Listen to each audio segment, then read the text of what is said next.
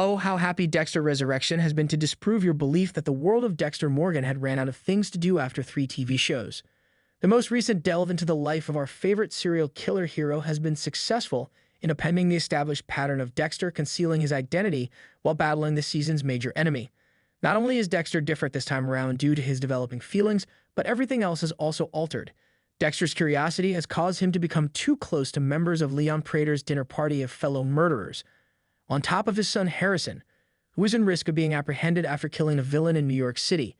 Dexter was attracted to Mia in the previous episode, but he later learned that the lady who killed male criminals also enjoyed picking on the defenseless.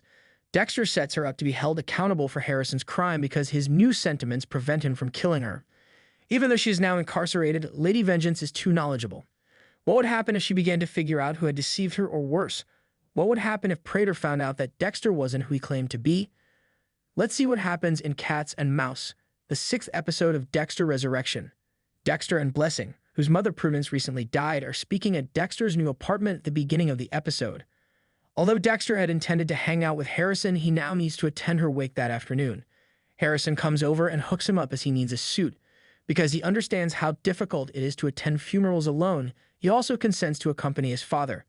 He illustrates his point with a memory to Hannah. Harrison's now better father regrets that he had to endure it alone.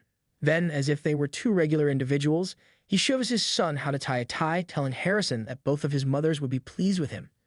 Harrison tells Dexter that he's happy to be back and that his father has promised him he won't ever go missing again. They ascend to the wake, where there is joy rather than melancholy. Dexter visits Prudence's coffin, which is the first one he has visited since Rita's. The past cannot be avoided. In a charming celebration, the family talks about Prudence's significance to them while holding pieces of her collection of cat figurines. Along with taking a cat, Dexter discusses Prudence's desire to pass away with her loved ones at her side. Even though he's getting better, he still has to act like he's wiping away a tear. When Charlie visits Red at his flat in the interim, he discovers rotting food and nobody home. Prater calls at the funeral when she informs him that Red is missing. He is told by Dexter, who is posing as Red, that he moved away after being found. Red is told by Leon to come to his house as soon as possible. The man who was meant to be Lady Vengeance's next victim is interviewed by detectives Wallace and Oliva.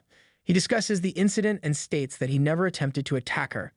The fact that Lady Vengeance claimed to be thrilled about killing him for the first time in New York City intrigues them.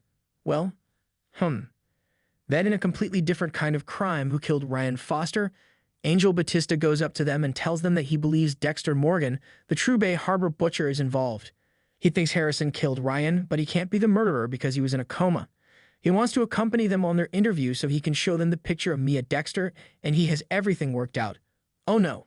Al and Gareth are waiting at Prater's estate when Dexter, in the role of Red, arrives. They discuss the potential for Mia to tell the police about them, but Prater has ties to the FBI. And he'll know if she talks. In the midst of this, Charlie visits a clandestine gambling ring and hands over a substantial sum of money to an unidentified man. She asks, "Need a friend?" All he does is nod. Who is this man? Dexter starts researching the Gemini killer more. He starts pursuing the next possible body for his table now that Gareth satisfies his code. When they reach a bookstore, Gareth places a bookmark in one of the true crime books. Dexter investigates and discovers a bookmark with the words 8 p.m. scrawled on it, along with a pic for the Gemini killer. He wants to meet who? A vehicle parked on the street is observing Dexter as he returns home to his new flat in the basement. Sneaking inside, Gareth confronts Dexter about stealing notes. Claiming to be a huge Gemini fan, the phony Red bullshites his way through it.